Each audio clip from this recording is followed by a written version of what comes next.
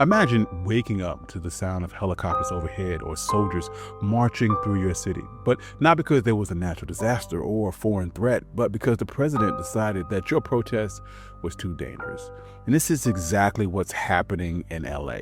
If you're a student of our history, you know that this sort of thing is not new.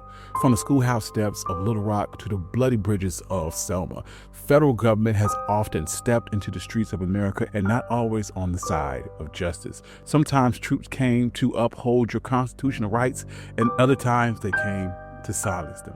So join us today while we talk about the times the National Guard has been deployed on your streets. And if you like stories like this, you can find more stories like this at onemikehistory.com. If you like audio-only episodes, you can find my podcast wherever you get your podcasts. But without further ado, let's get started. Recently, President Trump shockingly sent almost 2,000 National Guard troops straight into the heart of LA without the California governor's consent, claiming that the presence was urgently needed against insurrectionists protesting immigration raids. Immediately, community leaders and activists and everyday Californians stood up, calling out what they saw as a direct threat to the hard-earned freedoms and the sacrificed right for peaceful protest. California Governor Gavin Newsom echoed the voices of community leaders and swiftly opposed what he called federal overreach, declaring it an abuse of presidential authority and a dangerous precedent that harms all communities, particularly marginalized ones. California quickly took legal action in an attempt to push back against what they perceived as a misuse of military power. But if you look closer, Black folks, we recognize a familiar struggle. Black communities have long experienced federal power being deployed as a political display, often suppressing voices, commanding justice and equality, from the Freedom Riders who faced federal troops in 1961 to most recently Black Lives Matter activists confronting military tactics. This causes a recurring question that emerges. Who holds the true authority? Is it the people in the streets or some politician in a faraway office? But to better understand this, we need to take a step back, all the way back to 1957 in Little Rock, Arkansas. A few years earlier, in 1954, the Supreme Court's landmark Brown versus the Board of Education decision declared segregated schools unconstitutional and fundamentally reshaped civil rights as we know it. Yet, despite this firm federal mandate, resistance persisted in southern states determined to preserve segregation and racial inequality.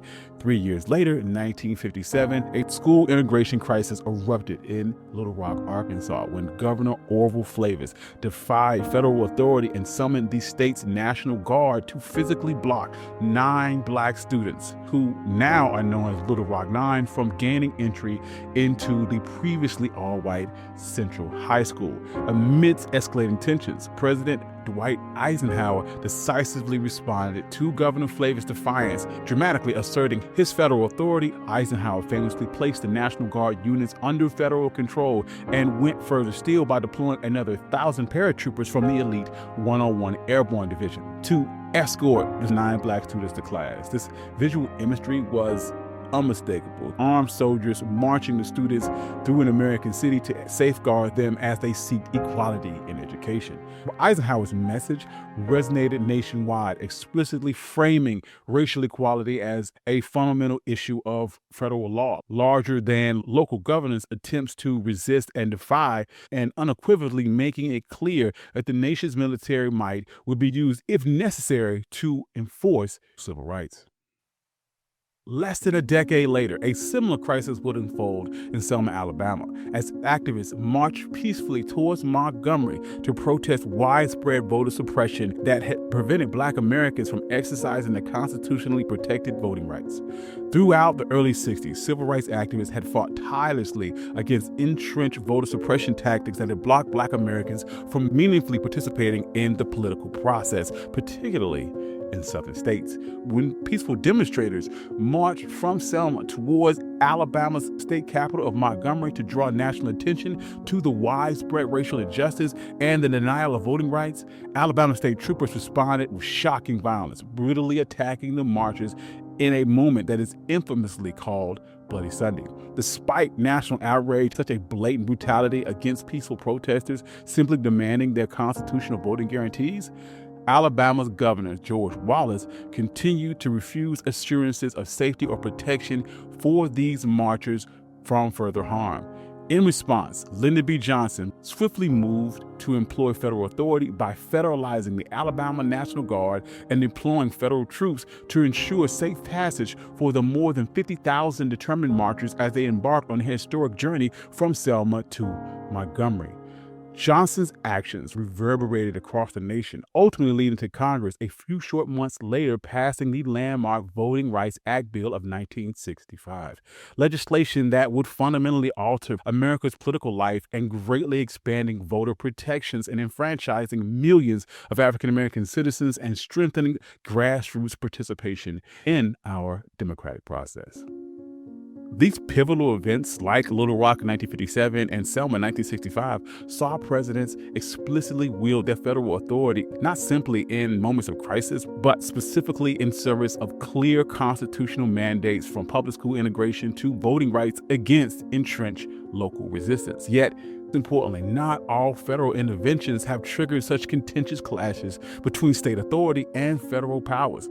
For instance, just 2 years later in Detroit, persistent social and economic inequalities ignited an outbreak of racial unrest in the streets of Detroit. Overwhelmed by the scale of rioting, destruction, and chaos, Governor George Romney sought aid, appealing to President Johnson to deploy military forces to help restore order and safety to the city of Detroit. Decades later, in 1992, the LA riots similarly prompted California Governor Pete Wilson to directly appeal to federal intervention to help manage extensive unrest following the contentious Rodney King verdicts.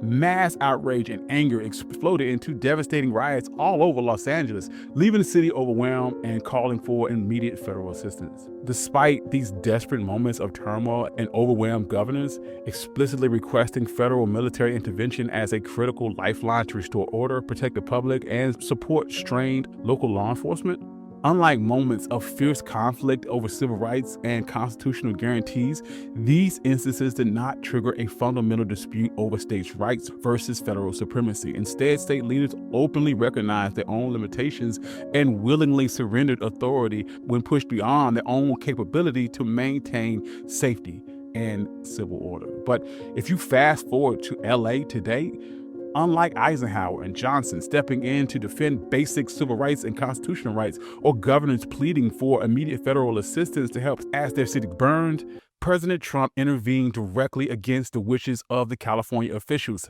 citing lawlessness amidst protests that he labeled as insurrectionary. But California authorities saw a fundamentally legitimate expression of dissent. Californians argued passionately that this is not Selma or Little Rock or even Detroit or LA in 1992.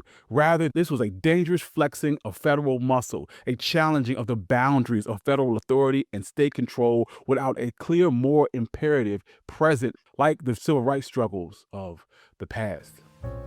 Ultimately, the drama that is unfolding in LA serves as a stark reminder that America has always wrestled fiercely with a balance between states and federal government, military power and civilian protest, and freedom and authority. Each time presidents have federalized the National Guard, they have reshaped the balance and determined whose rights are protected and whose freedoms count and how far that power can reach. As debates flare over the Insurrection Act and the core relationship between the citizens, government, and presidents, America once again is forced to reckon with the foundational question of democracy. Who protects the people when rights and liberty and justice hang in the balance? Thank you.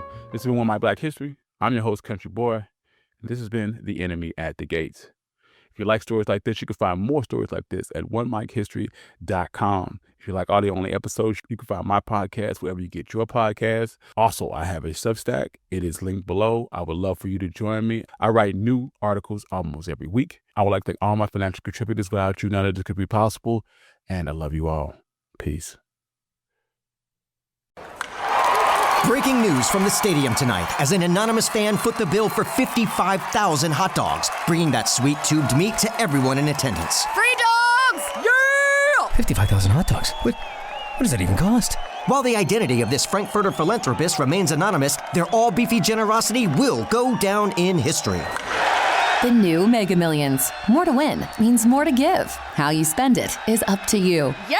For game odds and details, visit sceducationlottery.com. Ready to make a real impact every day? Join the Active Day Home Care team and help clients maintain their independence in the comfort of their own homes. Make a difference in someone's life as you provide essential daily assistance and protect their health and happiness. Earn up to $20 an hour and enjoy additional perks like optional daily pay, 401k, paid time off, ongoing educational training, and more. Join a team that values care, compassion, and your professional growth. Visit ActiveDay.com to apply.